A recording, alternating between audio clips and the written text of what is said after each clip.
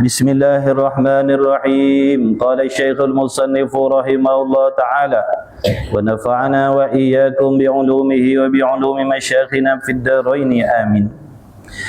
Maka jika engkau kata, sekiranya kau bertanya di atas jalan iskal, sekiranya kau muskil, ada pertanyaan, ada keraguan, ada kesangsian, maka ketahui olehmu, maka jika engkau kata, maka hakikat, apakah hakikat sabar?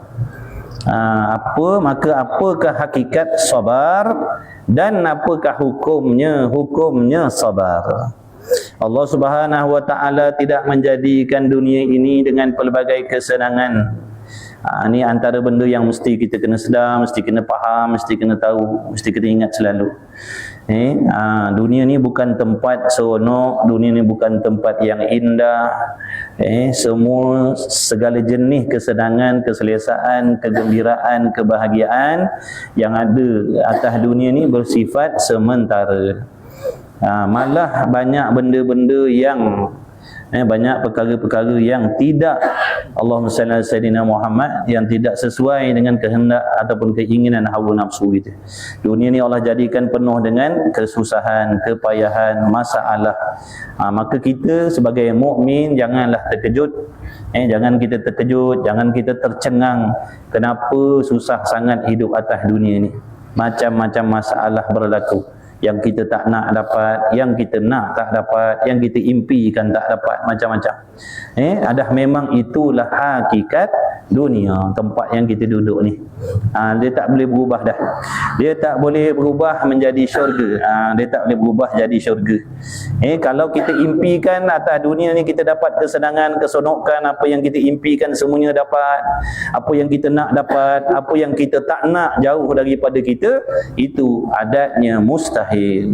Mustahil. Kerana Allah tidak menjadikan dunia ni begitu. Penuh dengan masalah, penuh dengan halangan. Apa hikmahnya? Supaya kita beramal dengan sabar. Ni sabar ni. Sabar itulah yang akan menyampaikan hambanya ke pangkat, ke darjat yang tinggi di sisi Allah Subhanahu wa ta'ala. Sabar itulah yang menyampaikan hamba tu tadi kepada syurganya Allah Subhanahu wa ta'ala. Jadi kok mana pun corok dunia ni kita pergi, pasti akan ada masalah. Pasti ada masalah. Dengan sebab itu wajiblah kita menuntut ilmu yang penting-penting, mengenal Allah Subhanahu wa ta'ala, belajar, mengaji, belajar ilmu tasawuf supaya kita boleh memperbetulkan akhlak ataupun kelakuan hati kita. Di samping itu belajar fiqh syariat, supaya kita tahu bagaimana cara untuk melaksanakan ibadah, yang mana ilmu ni sangat penting untuk kita jadikan sebagai panduan, pedoman, petunjuk untuk kita mengharungi segala kesusahan dan kepayahan yang Allah Ta'ala dah tentukan atas tiap-tiap diri kita masing-masing. Saya ada masalah, saya yang Allah Ta'ala dah kehendak sedia kali lagi. Begitulah juga ibu bapa sekalian, teman-teman sekalian, masing-masing dah ada. Allah Ta'ala tentukan masalah, bala, ujian dan sebagainya. Masing-masing kita dah ada dah benda tu. Bukankah kita orang yang yakin dan beriman dengan qada dan qadar?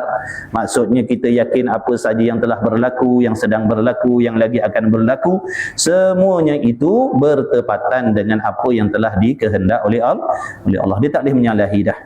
Dia tak boleh menyalahi. Bila sampai waktu musibah tu sampai, yang Allah nak sampailah. Walaupun tiap-tiap malam kita bangun berdoa minta jauh, tapi kehendak Allah Ta'ala tu lulus.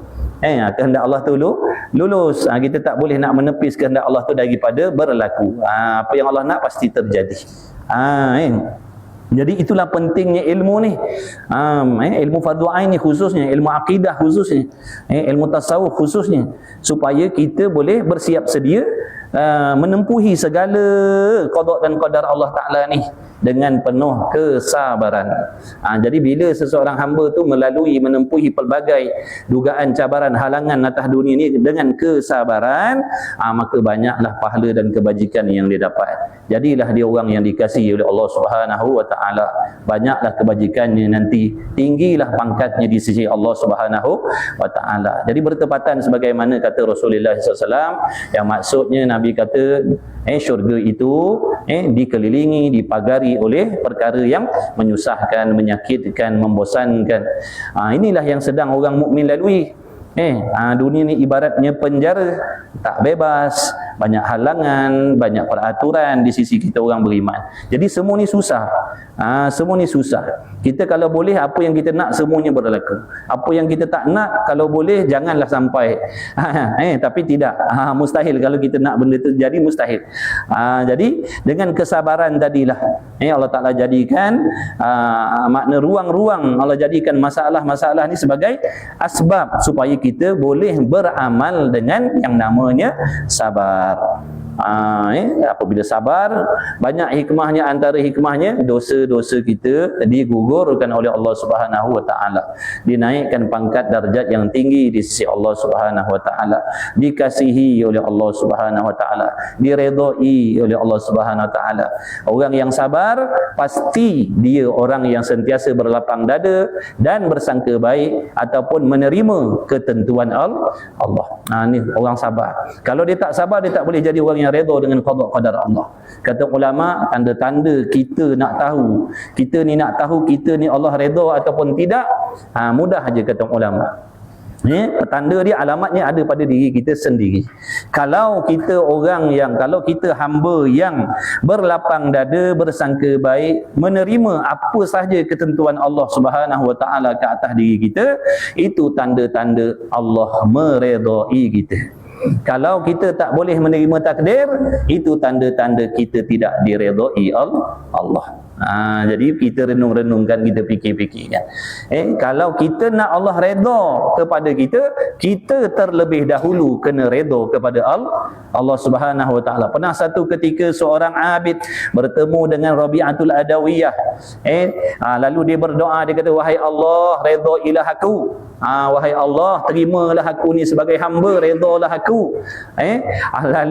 Lalu ditanya oleh Rabi'atul Adawiyah tadi, adakah engkau tidak malu? Adakah engkau tidak malu nak meminta kepada Allah supaya Allah redha kepada kamu, sedangkan kamu tidak redha dengan ketentuan Allah?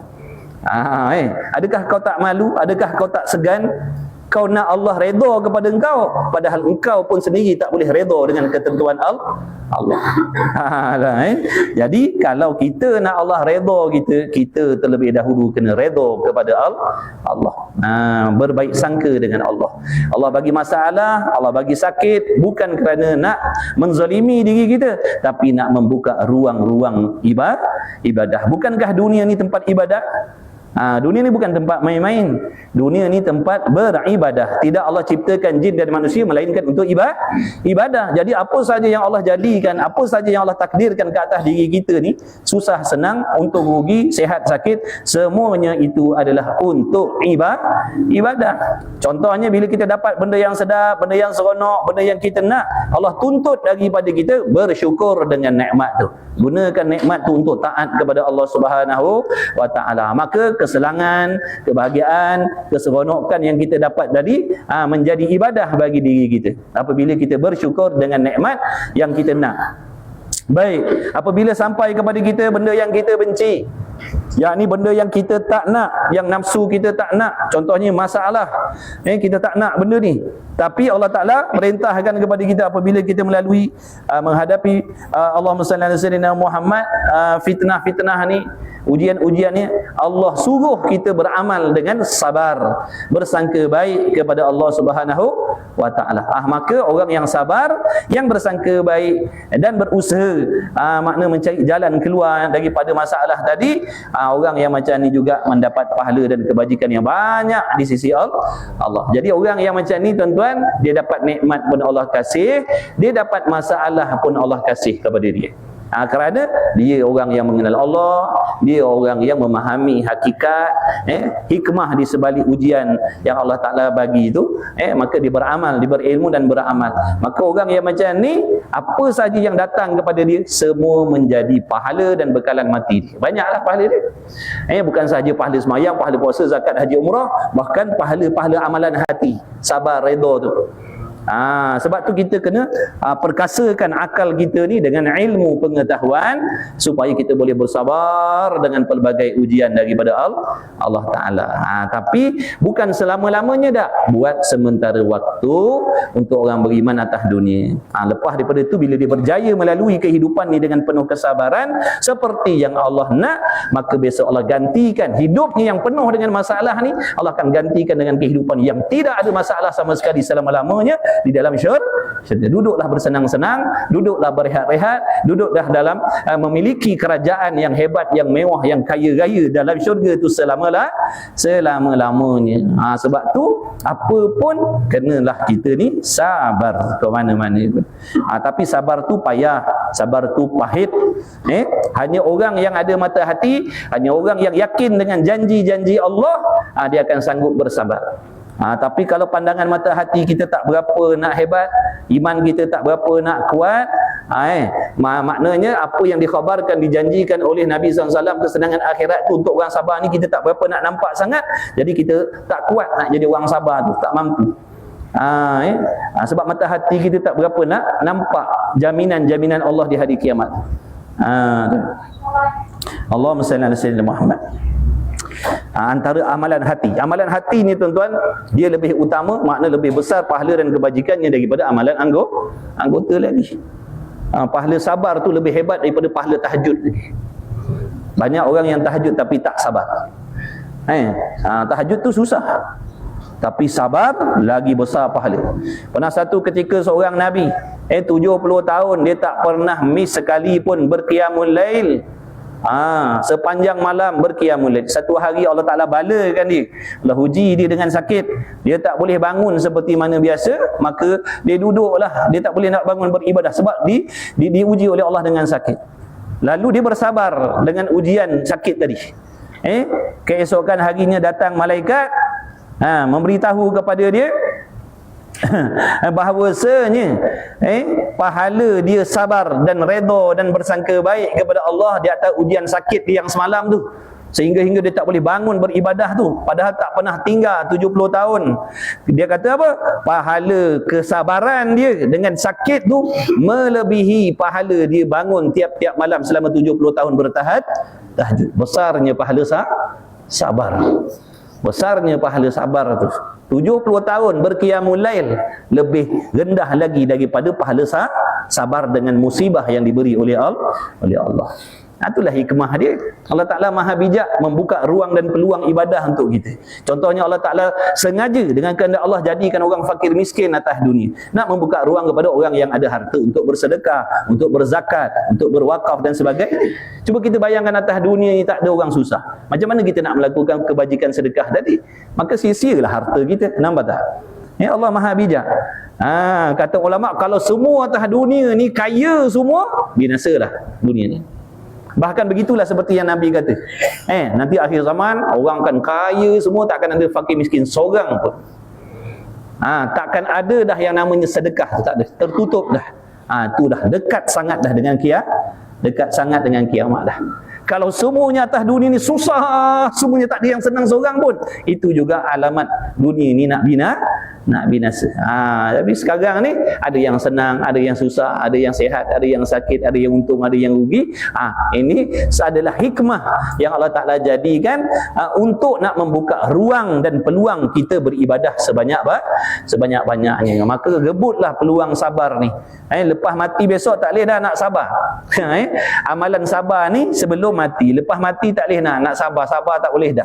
Sabar tu adalah cabang-cabang ibadah. Mati dah tak ada ibadah, lepas mati tak ada ibadah. Lepas mati menerima pahala daripada ibadah yang kita buat, balasan.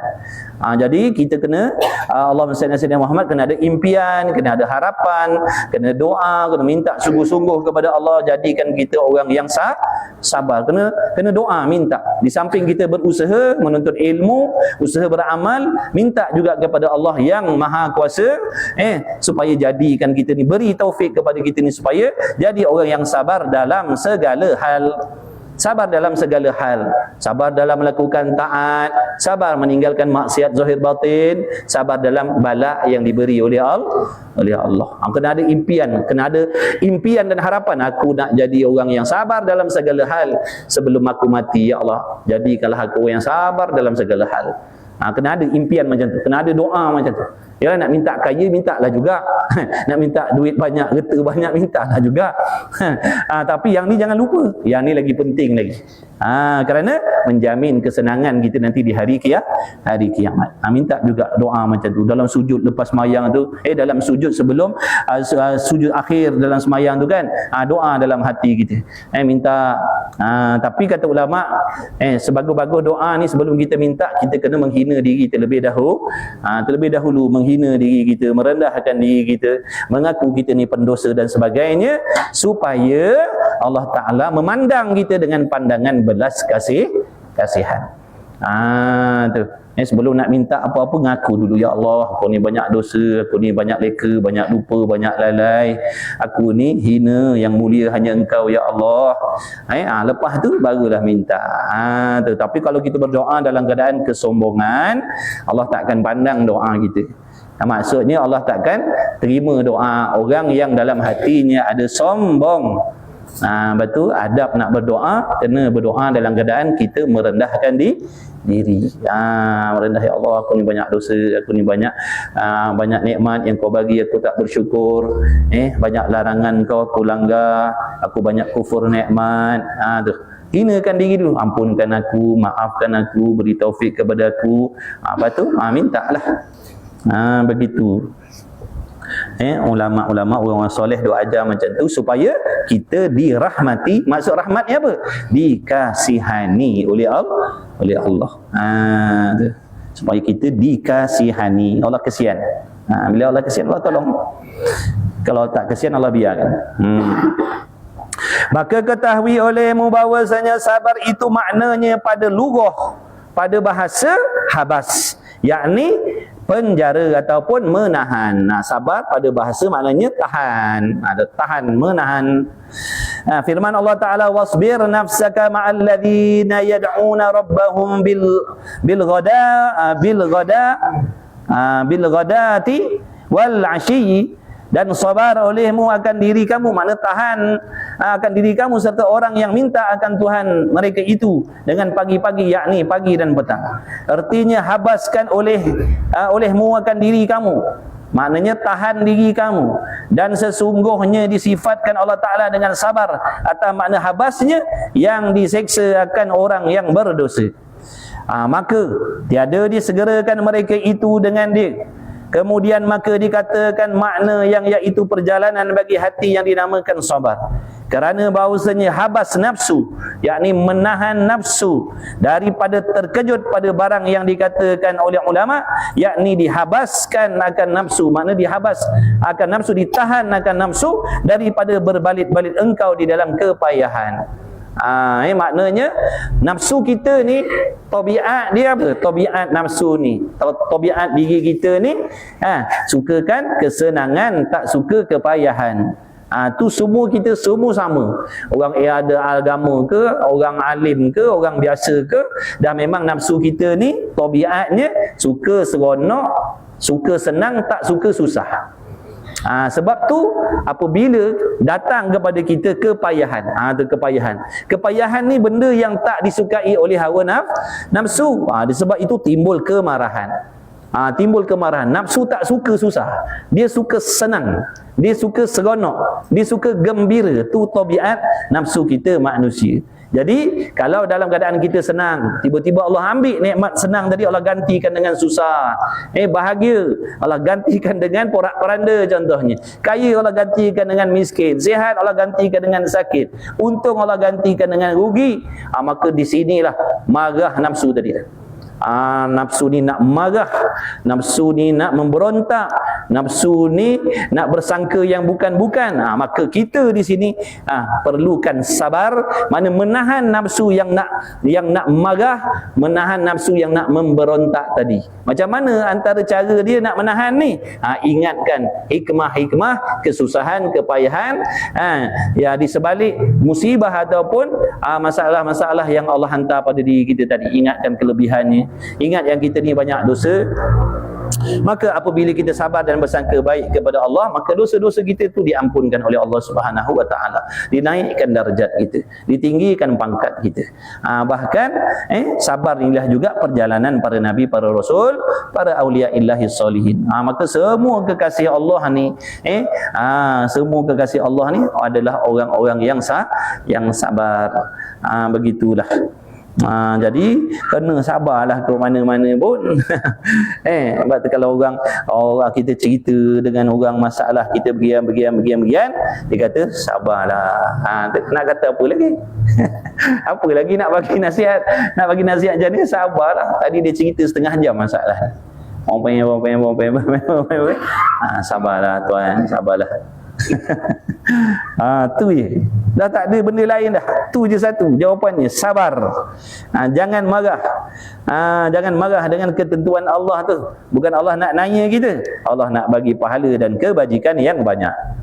Supaya senang urusan kita nanti di hari kiamat, supaya berat timbangan mizan kita nanti di hari kiamat. Kita dosa dah lah banyak. Jadi dengan sabar ni berpeluang kita nak memberatkan pahala kebajikan kita.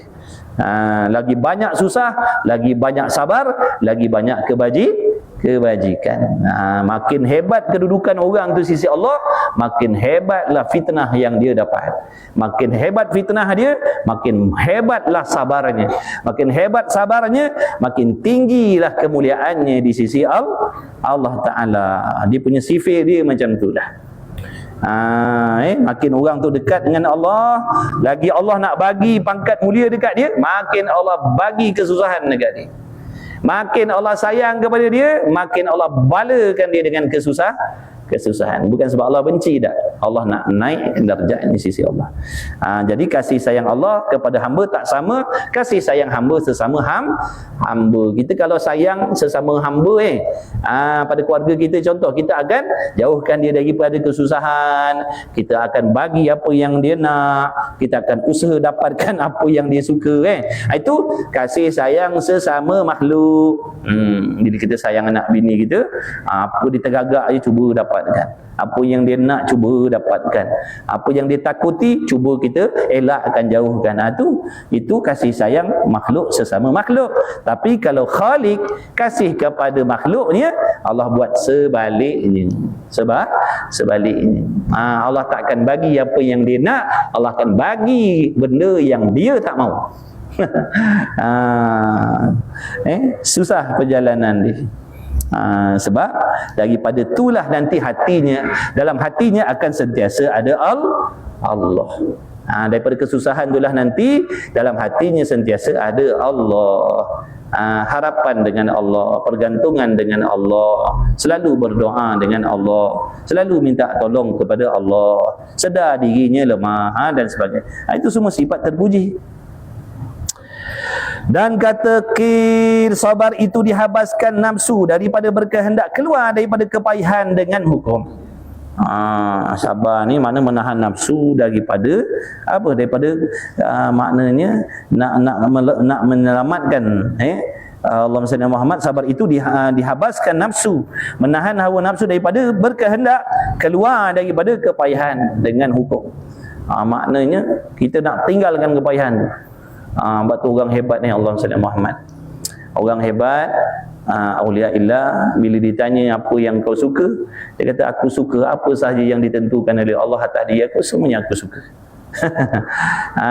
Tu orang hebat. Allah bagi senang dia suka, Allah bagi susah pun dia suka. Apa yang kau redha, apa yang Allah bagi atas diri aku redha semua, aku terima semua. Sebab Allah Ta'ala dah memilihkan yang terbaik untuk aku. Tu hebatnya orang yang hatinya mengenal Allah Subhanahu wa Ta'ala. Jadi kalau duduk dalam kepayahan, dia tak ada gaduh nak keluar daripada kepayahan.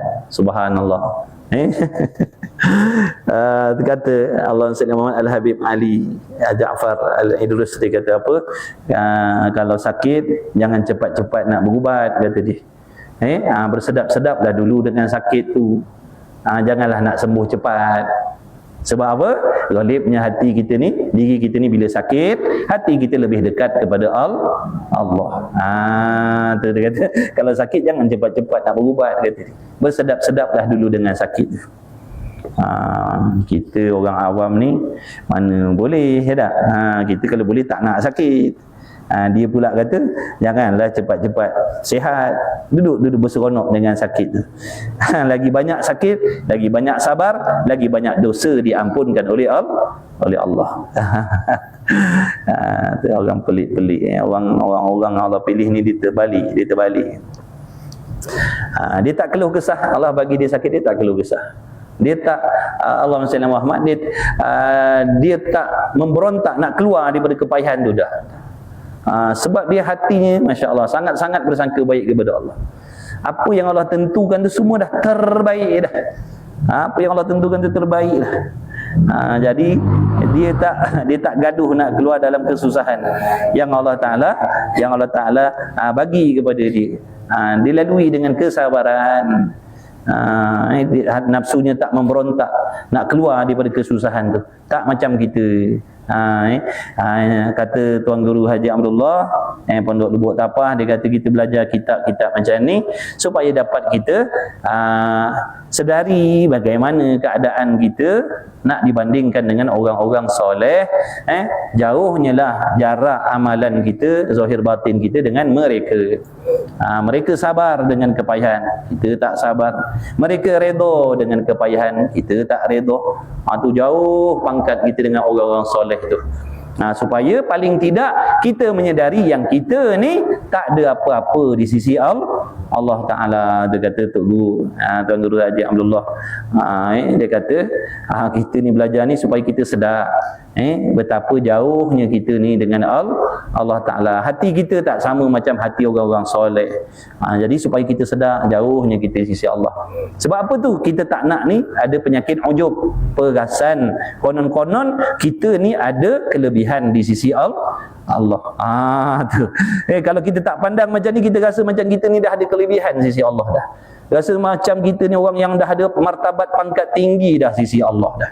Mentang-mentang semayang, mengaji pagi petang, bangun malam qiyamul lail contohnya, kita dah berasa konon-kononnya kita ni dah ada pangkat di sisi Allah. Inilah penyakit ujub yang dosanya besar. Macam mana kita nak kata kita dia ada pangkat sisi Allah padahal hati kita tak sama dengan hati orang-orang soleh. Mereka sabar dengan kepayahan, kita tak sabar nak meninggalkan kepayahan.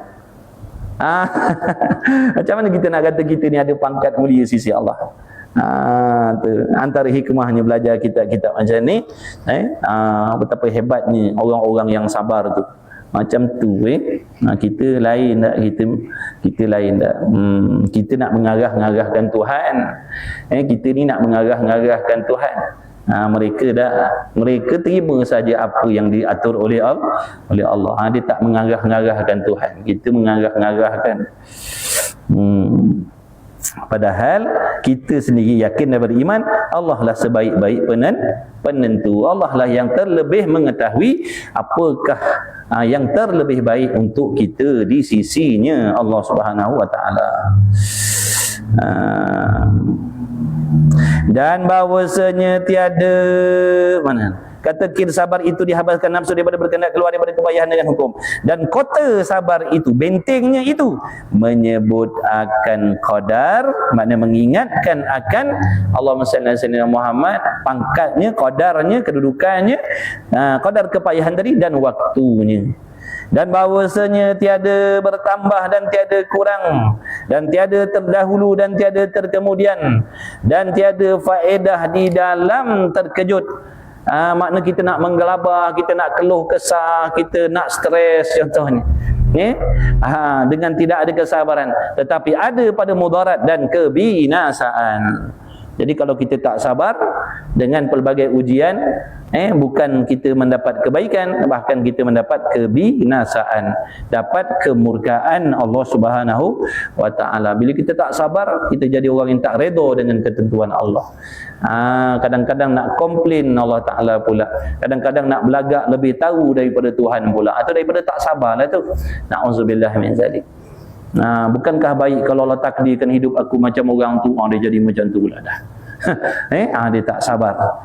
Bukankah elok kalau Allah Ta'ala takdirkan hidup aku ni lebih baik dia macam orang tu?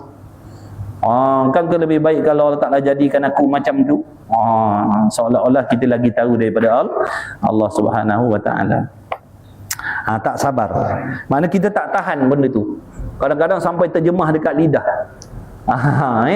Punya tak sabarnya sampai diterjemahkan dengan lidah. Kan lebih baik kalau Allah Ta'ala jadikan aku macam orang tu. Tu dia tak boleh tahan. Dia sabar ni kena tahan, bukan di lidah saja, dalam hati pun kena tahan. Jangan ada sedikit pun sangka jahat kepada Allah. Sebab apa? Allah tahu. Allah tahu ada sedikit je, sikit je sangkaan jahat kita kepada Allah. Sikit je kita nak condemn, nak komplain takdir Allah. Allah tahu. Ilmunya meliputi, dia tak lupa. Dia tak lupa sangkaan-sangkaan dalam hati kita yang jahat. Allah tahu. Na'udzubillah min zalik. Jadi nak kena jagalah, nak kena pantau hati kita, nak perlu selalu perhatikan hati kita ni. Semayang cerita lain, puasa cerita lain, qiyamul lail cerita lain. Hati pun nak kena baik.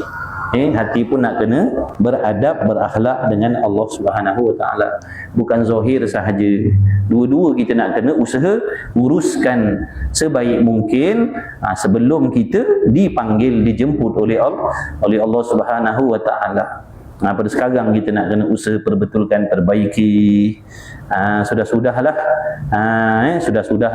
duk cari, duk kaji, duk selidik, duk heboh pasal dosa-dosa orang lain.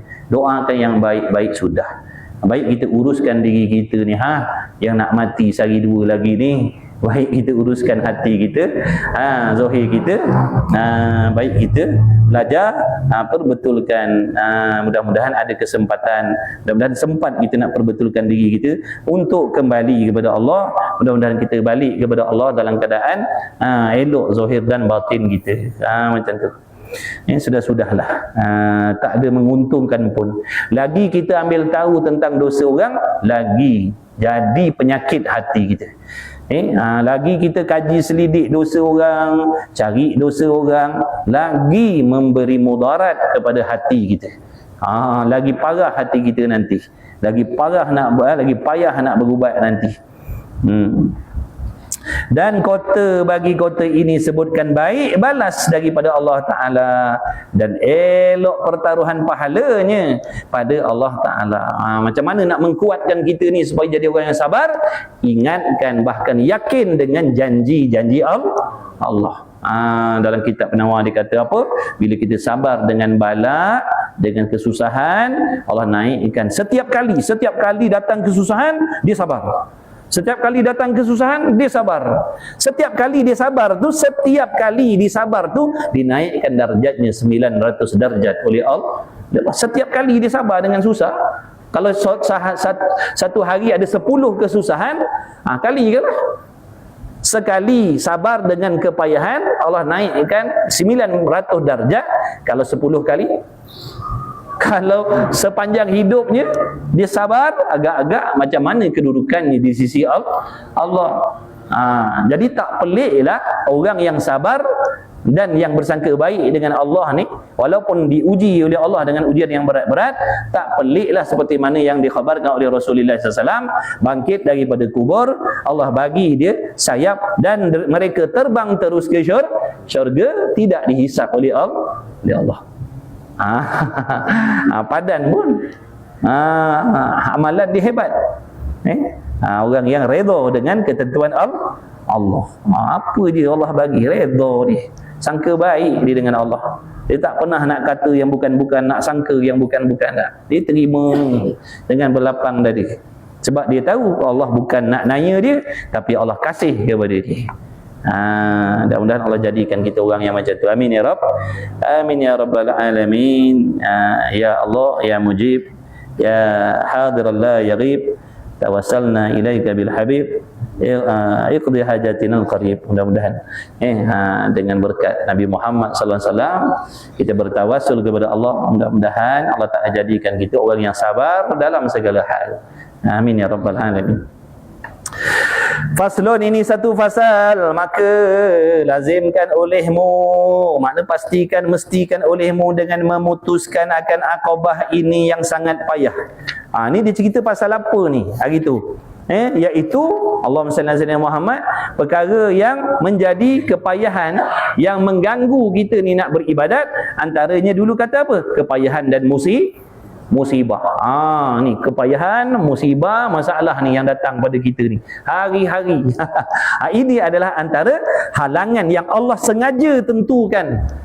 Yang sengaja, makna dengan kehendak Allah, Allah jadikan segala jenis kepayahan, musibah ni sebagai percubaan di dalam ibadah, supaya kita tadi hamba tu melaluinya dengan sabar, supaya dia mendapat pangkat yang tinggi di sisi Allah Subhanahu wa taala. Padahal Allah Maha Kuasa nak jadikan hidup atas dunia ni macam dalam syurga tanpa ada masalah satu pun.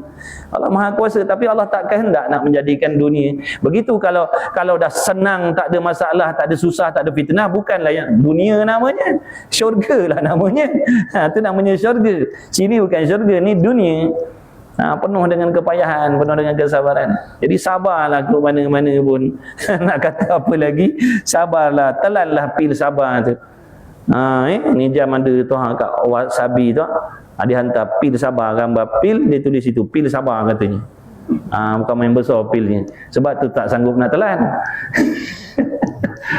Pil sabar kata dia. Ada pil sabar. Kalau ada jual farmasi boleh beli dah. Kalau besar kerat dua.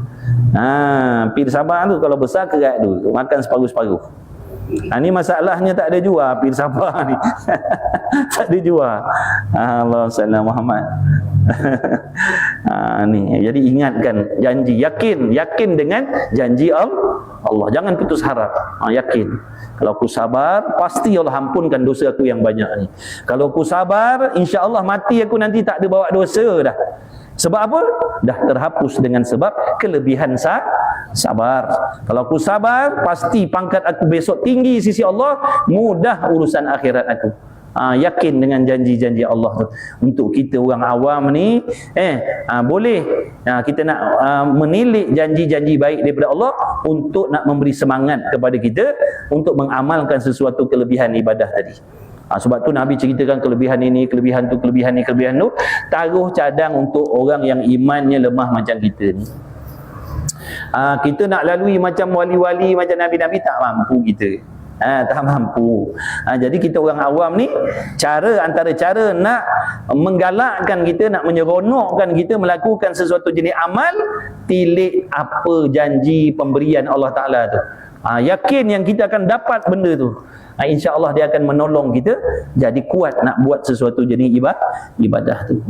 Tu caranya. Adakah orang yang mengharapkan kelebihan pangkat di sisi Allah tadi orang yang tidak ikhlas? Jawabnya, dia adalah orang yang ikhlas. Dia orang ikhlas. Aku nak sabar ke mana-mana pun, aku nak sabar supaya aku dapat kelebihan yang tinggi di sisi Allah. Tak ikhlas tu? Dah ikhlas. Ikhlas. Yang tak ikhlas ni kita buat amal nak pangkat di sisi manusia, itu tak ikhlas, itu riak. Tapi kalau dia buat amal sebab nak pangkat mulia sisi Allah, itu ikhlas. Tapi martabat orang panggil grade B lah. Dia punya ikhlas tu grade B, bukan grade A. Tak apalah lah. Yang penting ikhlas Allah terima. Kalau riak Allah tak terima, dosa lagi dapat. Maka lazimkan olehmu dengan memutuskan akobah ini yang sangat payah. Sangat payah lah.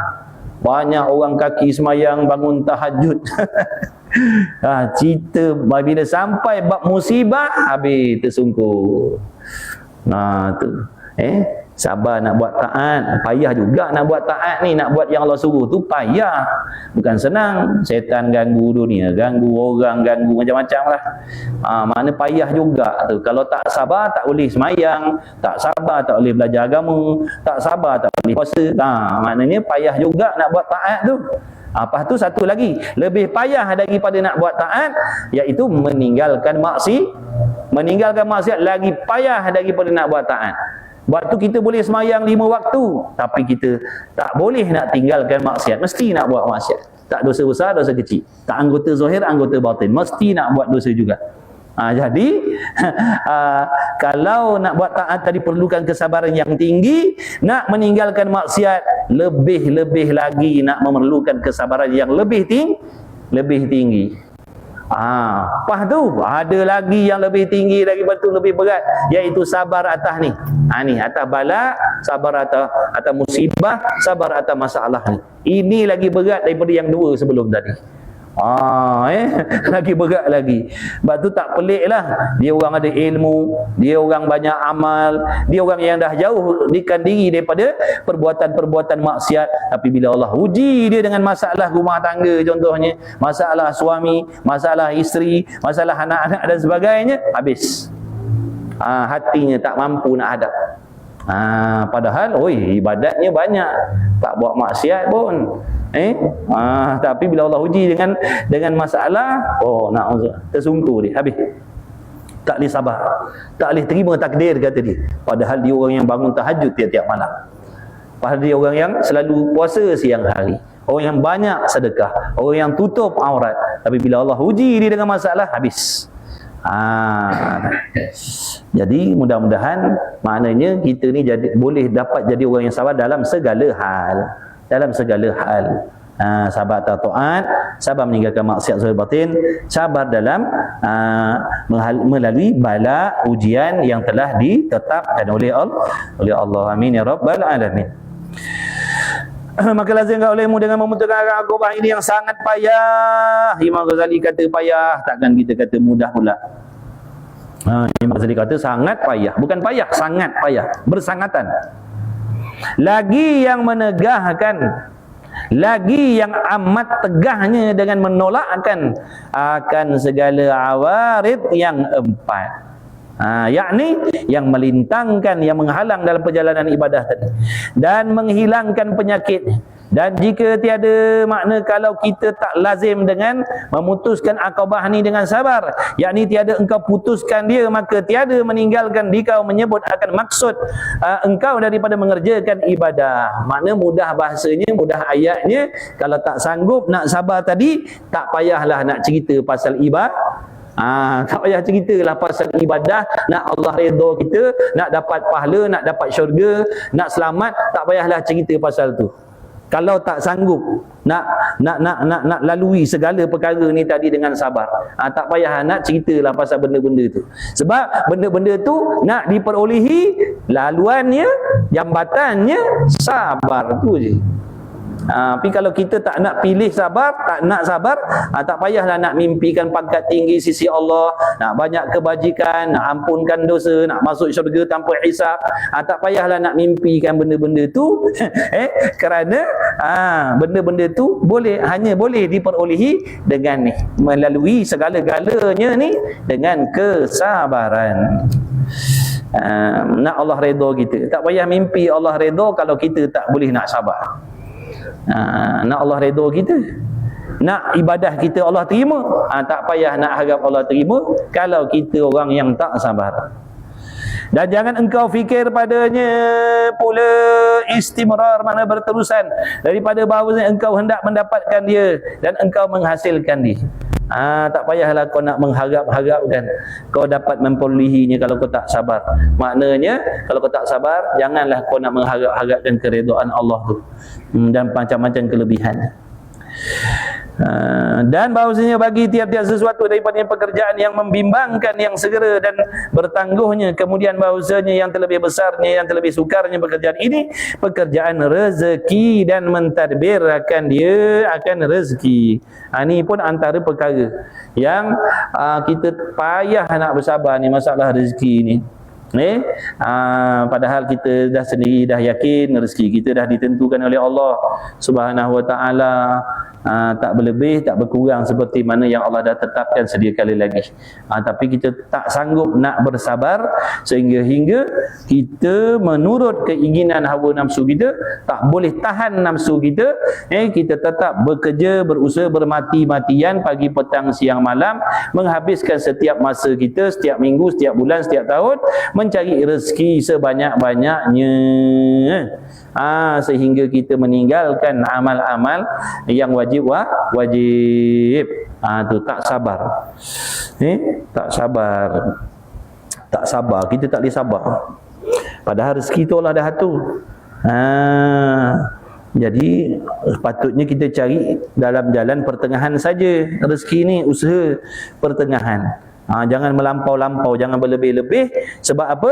Walaupun dalam mencari rezeki yang halal, ada batasan juga. Antara sifat takwa, antara tanda-tanda ketakwaan seseorang hamba itu, dia berhati-hati meskipun benda tu halal.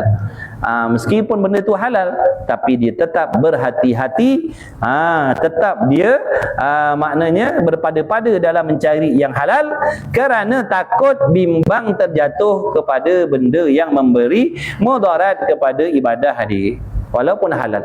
Diwaspada. Jadi kalau kita tak sabar, kita akan turutkanlah keinginan hawa nafsu kita.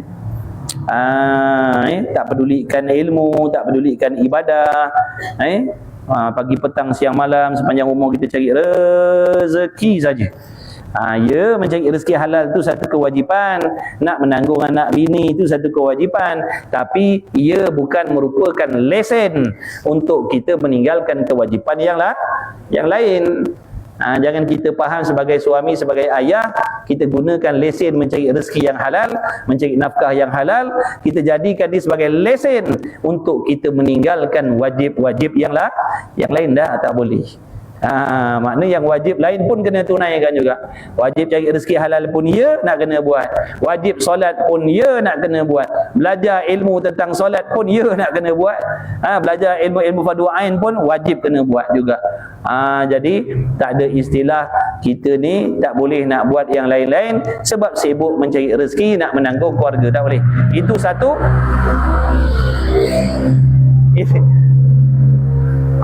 Macam duduk kat Port Klang.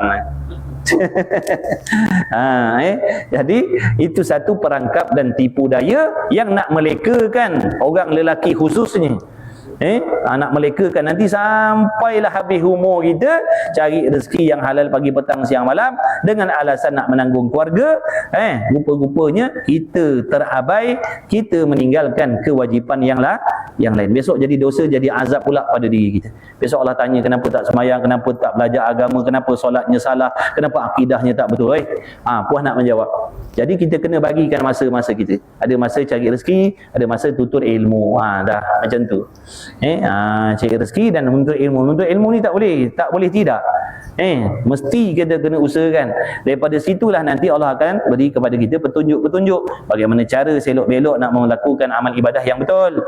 Macam mana tipu daya syaitan dan nafsu yang nak merosakkan amal kita, yang nak melekakan kita, yang nak menyesatkan kita. Kalau kita tak belajar nanti, syaitan dan nafsu dalam hati yang akan membisik-bisikkan konon-kononnya apa yang kita buat tu dah betul. Dia kata kau dah bagus, kau seorang suami yang baik, kau seorang ayah yang bertanggungjawab, pagi, petang, siang, malam cari rezeki, tak peduli tidur, tak peduli makan, tak peduli apa pun, tak peduli semayang. Sampai tak peduli semayang, tak peduli belajar agama. Bagusnya lah suami, bagusnya lah ayah yang macam ni. Katanya syaitan dan nafsu dalam hati kita. Lalu kita pun termakan pujian tadi, lalu kita pun selesalah dalam keadaan menghabiskan segala masa kita mencari rezeki dan meninggalkan kewajipan-kewajipan yang lain. Kita rasa selesa, rasa tak berdosa, rasa tak bersalah. Padahal itu sebenarnya kita dalam perangkap yang nak membinasakan kita. Jadi waspadalah dalam mencari rezeki. Jangan, mana sebaik-baik pekerjaan tu pertengahan. Pertengahan kerja 7-8 jam. Cukuplah. Apa tu? Ejahlah masa untuk belajar pula. Macam tu cara dia. Ulama dah pesan dah. Jangan habis semua masa kita nak cari rezeki aja. Ada kewajipan yang lain yang mesti kita kena tunaikan sebelum kita mati. Allahumma salli ala Muhammad wallahu a'lam. Jadi berhenti ke mana tu. tengah jalan ke, tepi jalan ke, tanda lah situ. Mudah-mudahan nanti sambung lagi. Allah SWT mudah-mudahan dengan rahmat Allah, dengan keberkatan Nabi Muhammad SAW, dengan kemuliaan Nabi Muhammad SAW, dengan keberkatan kemuliaan majlis ilmu, mudah-mudahan sekalian yang hadir majlis ilmu ini, mak ayah kita yang masih hidup, yang dah tak ada, datuk nenek moyang kita, ahli keluarga kita, suami, isteri, anak-anak kita, mudah-mudahan sentiasa dalam penjagaan Allah, pemeliharaan Allah Ta'ala, pemantauan daripada Allah SWT. Mudah-mudahan Allah rezekikan kita husnul khatimah, mudah-mudahan Allah ampunkan segala dosa-dosa kita, yang dulu, yang sekarang, yang lagi akan datang. Mudah-mudahan Allah beri kita taufik untuk belajar agama, dekatkan kita kepada ilmu yang benar, ilmu yang bermanfaat, diberi taufik kepada kita untuk beramal dengan ilmu. Mudah-mudahan Allah rezekikan kita mendapat syafaat Nabi Muhammad SAW di hari kiamat. Mudah-mudahan Allah masukkan kita ke dalam syurga tanpa dihisab oleh Allah. Mudah-mudahan Allah jadikan kita hamba-hambanya yang sabar dalam segala hal, sentiasa bersangka baik kepada Allah Subhanahu wa Ta'ala, insya-Allah. Amin ya rabbal alamin. Kepada kawan-kawan kita yang belajar secara online, insya-Allah kita ada satu kelas lagi pukul 9.40. Nanti 9.40 kita jumpa lagi, insya-Allah. Bismillahirrahmanirrahim. Alhamdulillahirabbil alamin wassalatu wassalamu ala Rasulillah. Allahumma rabbana fa'na bima 'allamtana, rabbana 'allimna alladhi yanfa'una, rabbana faqih ahlana wa qurbatilana fi dinina ma'rifatul ulsa wa dzakar. Wa sallallahu ala sayyidina Muhammad wa ala alihi wa sahbihi wa barik wa sallam. Alhamdulillahirabbil alamin. Taqabbalallahu minni wa minkum, minna wa minkum. Taqabbal ya karim.